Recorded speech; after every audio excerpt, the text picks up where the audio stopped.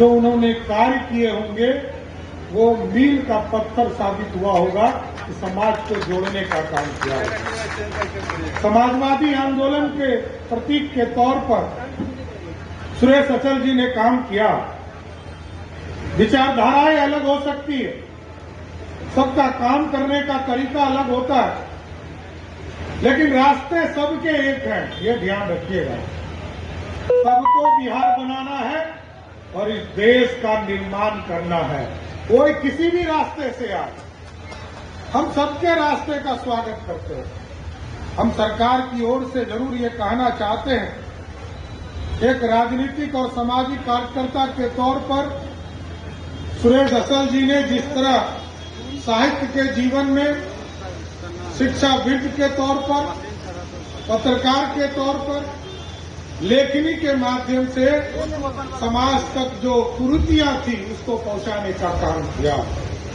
जैसा कि हमें बताया गया कि उस जमाने में जब गरीबों को जमीन देने का मामला चल रहा था मुसहरी में, तो भूमि हड़पने का काम कुछ लोग कर रहे थे।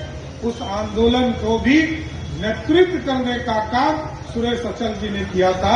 इसके लिए भी हम बधाई देना चाहते हैं। लेकिन साथियों, जो आदमी साहित्य का हो, जो आदमी पत्रकार रहा हो और जिसके जीवन में शिक्षा हो, उनके जीवन को हम जीवन में साल में एक बार इस तरह उनके जीवन पर चर्चा करके समाप्त नहीं कर सकते।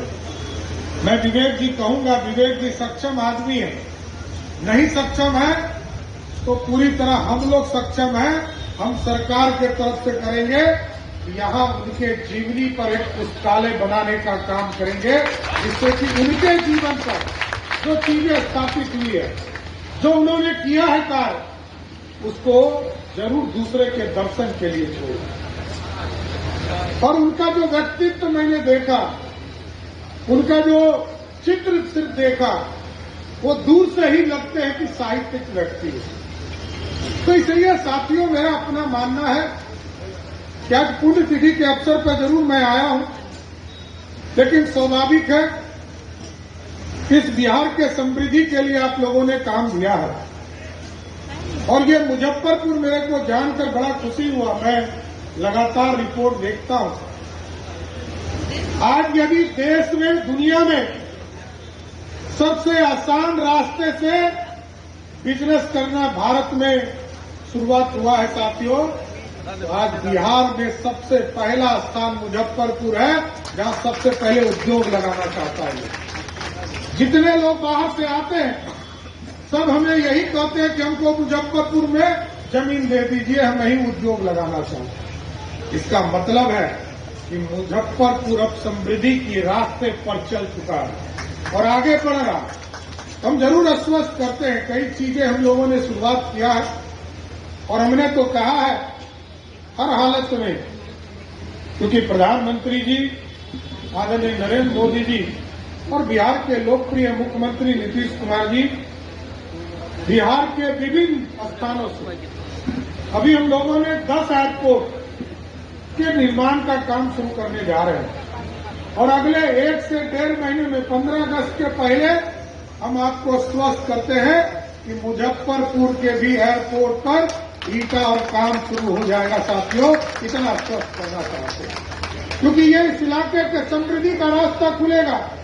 दुनिया के मार्केट में जाना है सब। यहाँ का लीची, यहाँ के इलाके में जो मक्का की खेती होती है, यहाँ पर जो खाद्यान्न के चीजें आते हैं, हमारे जो क्रॉप्स हैं, इन तमाम और लगातार जो फैक्ट्री बढ़ रहा है, आप देखिए जिस तरह मक्का उत्पादन का दाम किस तरह बढ़ने का काम किया। सिर्फ इथेनॉल प्लांट को भारत सरकार ने एमओयू किया और कहा कि हम भारत की सरकार 35 लाख लीटर जो है इथेनॉल हम खरीदने का काम इंडियन ऑयल के माध्यम से करेंगे। आज जो मक्का हमारे 700-800 रुपया क्विंटल बिका करता था, 2000 से ऊपर चला गया, लगभग 2500 रुपया से अधिक का काम शुरू हो गया। इसलिए मेरा स्पष्ट मानना है कि बिहार तब बढ़ेगा जब छोटे छोटे उद्योग लगेंगे और उसके साथ साथ बड़े उद्योग लगेंगे।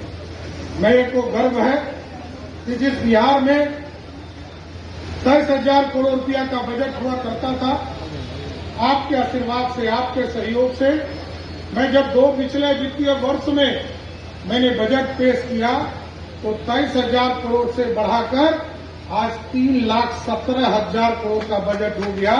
और आज हमें गर्व है कि जहां 6 मेडिकल कॉलेज हुआ करता था, आज हमने 35 मेडिकल कॉलेज की नींव रखने का काम किया। और आगे भी जिस जिले में मेडिकल कॉलेज नहीं है उसकी स्थापना का काम किया जाए। और आदरणीय प्रधानमंत्री जी से हम लोगों ने आग्रह किया, ये मुजफ्फरपुर एक बड़ा सेंटर है साथियों, और इस इलाके में तो कैंसर की संस्थान, एक बड़ा कैंसर की संस्थान हम खोल रहे हैं टाटा के कोलैबोरेशन के माध्यम से, क्योंकि यहां के लोग जाकर मुंबई और टाटा में जाकर इलाज कराते हैं। ऐसा दिन भी आने वाला है।